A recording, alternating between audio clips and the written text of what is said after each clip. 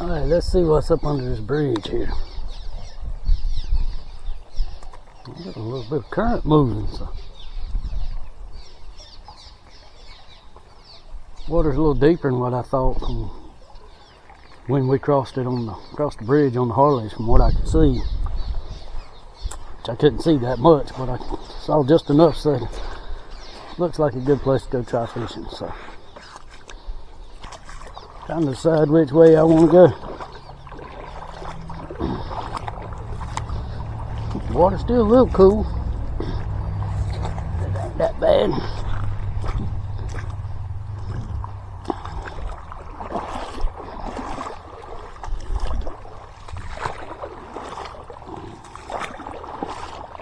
Yeah, you definitely can bring a kayak in here. You have to put a power pole on it or anchor or something though, because this current's moving pretty good.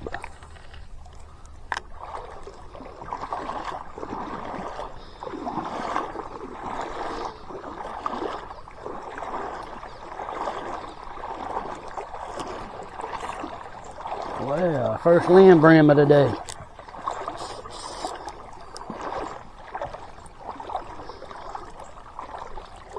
A nice one. Yeah, quick release. Let's see what's right over in here.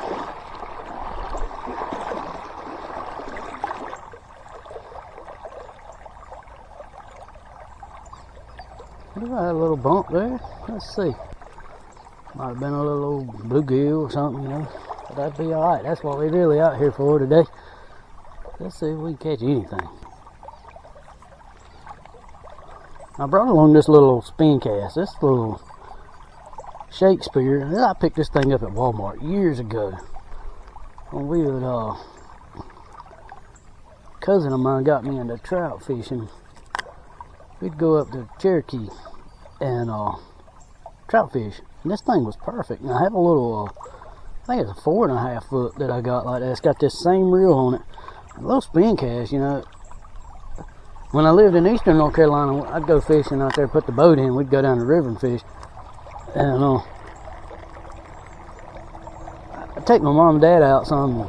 They went a time or two with me, and bait casting reels and spinning reels, you know, if you don't fish much, it's kind of aggravating trying to fish with those. But these, like this right here, a little spin cast, and like the Zipco 202s or something, you know, you can take somebody, you know, kid or somebody that don't fish that much, and give them something like this right here, and they can get out and fish and enjoy the day. Because I mean, it's just the push button and release, and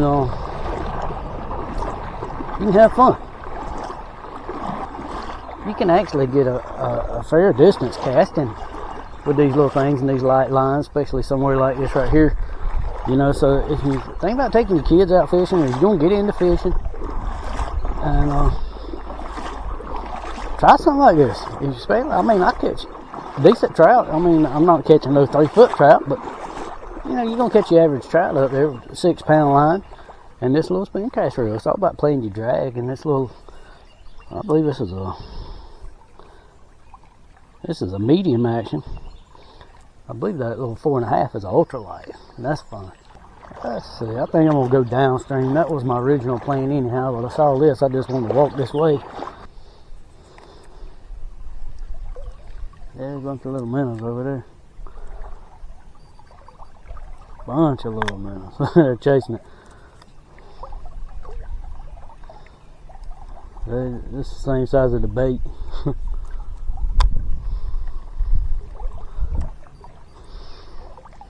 Yeah, they're hanging out in that. You see where the current's coming down through here. There's a break right there. You know, that current slows down. They're hanging out in there, and that's where your fish are gonna be. I don't know whether they're little ones or big ones. You know, they're gonna hang out in that current break and ambush stuff as it comes down through here. So hopefully we'll get on some fish, and I can show you that. Let's see.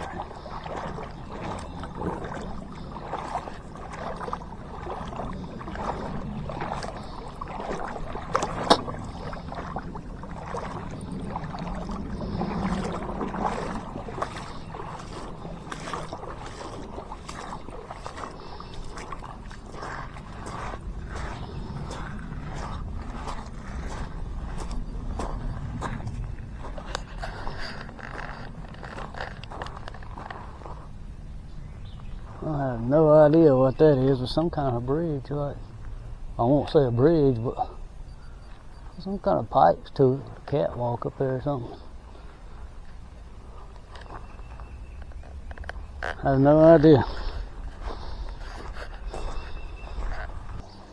So far we've caught a limbrama tree, and I don't know what the other thing we got hung on with, but no fish. And I have got a spot I've been wanting to try for a while now, well, a few months. The guy told me about some smallmouth bass. I've been wanting to go catch some of them. I've been waiting for it to warm up a little bit to get in the water. You know, the bite be good, so we actually try to get something on camera. Oh, stuck in a hole.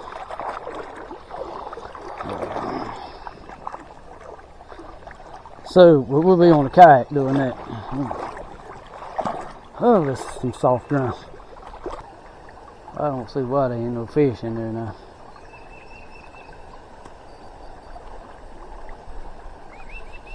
Where the fish, bird? There's something in there. I just felt a little thump. There it is.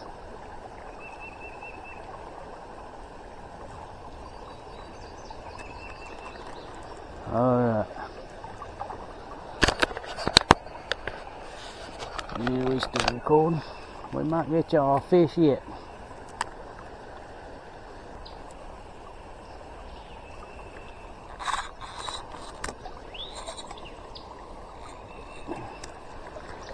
Got a snag. Yeah, I was gonna say that one's gonna break. Alright, we're gonna try this little beetle spin out. Then we got to retie. I'm just using 6-pound monofilament here. Now, if you're new to fishing, if you've been fishing for a while, you probably know what I'm getting ready to do. But if you're new to fishing, here's a simple little knot for you that works for you using monofilament. Run it through your little eyelet, whether it's your hook or a little spinner bait or whatever, you know, whatever your lure is, run it through there. About like that. Bring it up. Make you a loop. We're going to do what we call a uni knot. This is pretty strong. You make that loop like that. These doubled ends right here. You see how you got that? That's doubled. And you make that loop out of that little tag end. You just go around it. Oh, just, well, can't hold on to it. Go around it 5, 6, 7 times. Wet it. Pull it down.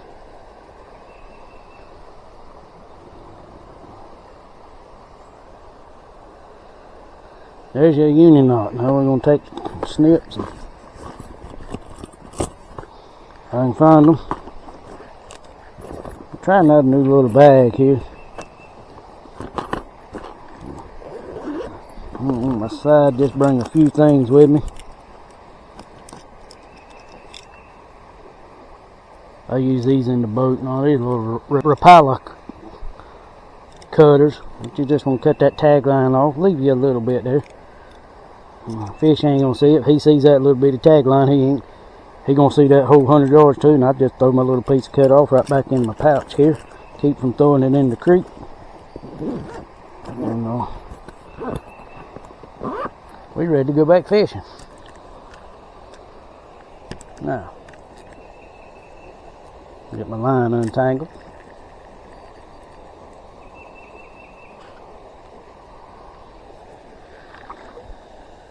Now let's take this little spinnerbait over there where we had a little bump and see what it is. See if we can catch that fish. It didn't feel like nothing big. It felt like a little old panfish or whatever. It'll be a fish. We can get out here.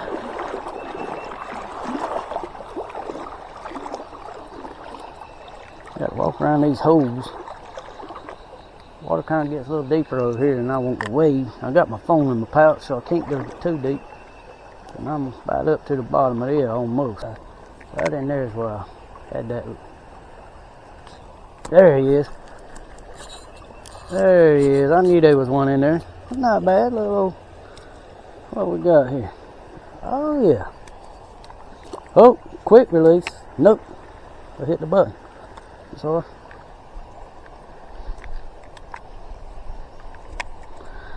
Check it out. Ain't a 10-pound bass, but it's something fun to catch. Hey, hey, hey.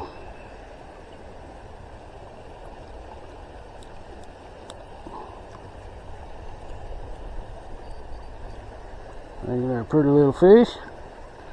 Let's let him go. Thank you, buddy. See if there's another one in there.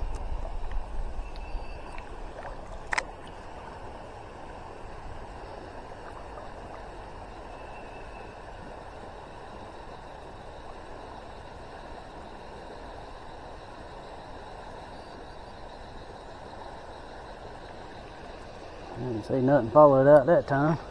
But if y'all can see, what I'm doing here is fishing. I'm standing in the current, and the current, this creek is flowing pretty good. I'm up, not quite waist deep, but I'm up pretty deep. I'm in 2.5 feet of water or more, and you got this little bit of an island right there. You can see you got that tree up there that we fished, laying down in there. That creates a current break. And if you look, you see this water moving. You see that stick there's moving and all. You see all this trash and all, limbs and all floating. But if you see right over past that current break, you see the stuff sitting on top of the water. It's creating what they call an eddy. And that's calmer water. And those fish are going to sit in there, because if you look, I don't know, I'll try to point it out with my rod tip, but that current's coming right off the side of that little bank, that island right over there. It's coming down, and it's going right towards that rock right there, and it's split. The current's coming this way, and the current's going slowly that way, pushing it in, and it's circling around in like that, and that's feeding them fish. It's like a conveyor belt for food. They're just sitting there waiting for something to come along, and then they take it. Got to figure out how to get around this thing. On the fish right there before I do. That's a deeper hole there. When you get out here in these little creeks like this, you know, you just want to spend some time outdoors, have some fun. Look at them little minnows chasing it. Pretty cool. But you can take just a little cheap spinning rod like this, you know, probably $20–$30 at Walmart, some 6-pound fishing line, and you can get out there and wave just a few baits, spinner baits, and little small jigs and stuff, you know, like beetle spins, and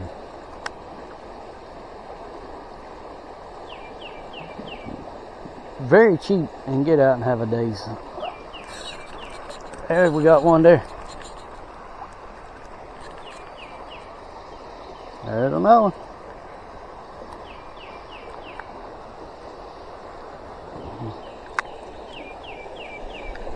You can just get out here, little fella. I appreciate it.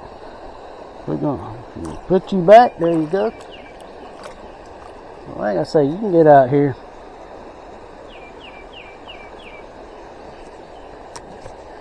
Get your line tangled up. But you can get out here and have some fun. Wading the creek, enjoying being outdoors. You like me? I love it. I love being outside. See if we can catch another. This side over here is doing the same thing. This water's slowing down just a little bit. Not as much as it did on the other side. But this water over here is still slowing down just a little bit.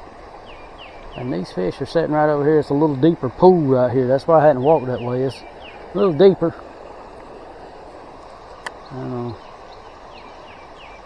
They're sitting right down in there. It gets down a little deeper, they'll sit in there and watch stuff come up over their head and then come up and get it. And that's exactly what that little fish just did. I pulled that little beetle spin through there, he just come up and hit it, and that little old spinner blade just gives a little bit of flash, you know, and draws their attention.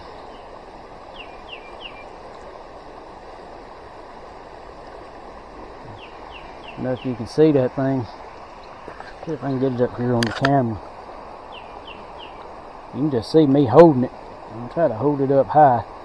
You can see just the currents causing that spinner blade just to go around. I guess y'all can see that on the camera.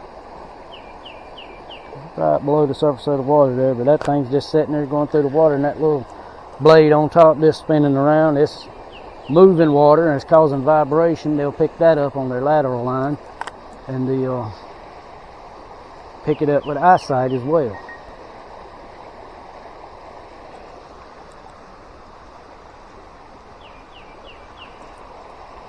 We're gonna have to go upstream to go downstream, boys.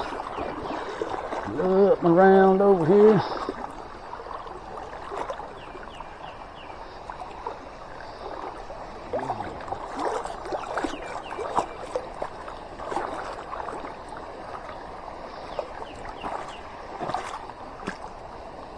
Look at that right there, would you? That was nice. About that long, and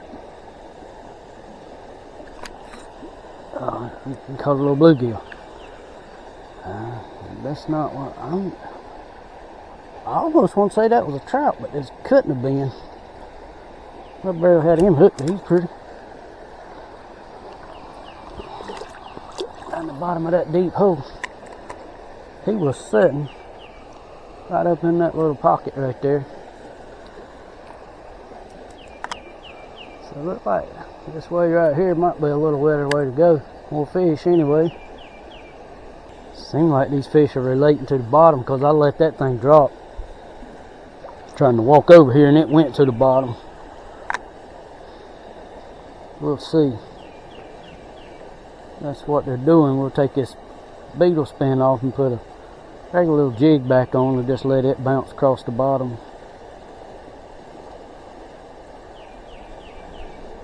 I'm just barely slow rolling this thing through there because remember all that current's going through there. It's causing that blade to spin. Anyway, I'd like to get another look at that one fish that swam out over there. I'd like to call him, boy, you talking about, he wasn't real big, but he's 12 inches. And that would have been nice on this little light rod and this little beetle spin. Okay folks, we just broke off, so it's time to head back to the truck. Got to head to the house, get cleaned up, and go meet my mom and dad. We're gonna go get something to eat. So we didn't catch many fish today, but we did catch a few. I've seen a little bit. It's the first time I've been here. Probably take a few times to come walking, checking it out, figure this creek out. You know, there is a few little fish in here, but it's something fun to do, something to get out. You know, like I say, you can just take a little cheap spin cast rod and reel, or spinning reel, whatever you like that you're comfortable with. Get out, catch a few fish. So I hope I showed you something, a way to pick little spots where the high spots would be to fish, or the most productive spots would be to fish. And maybe you get out, enjoy yourself, have some fun. Get out and go fishing. It's warming up. So until next time, may God bless you. We'll catch you later.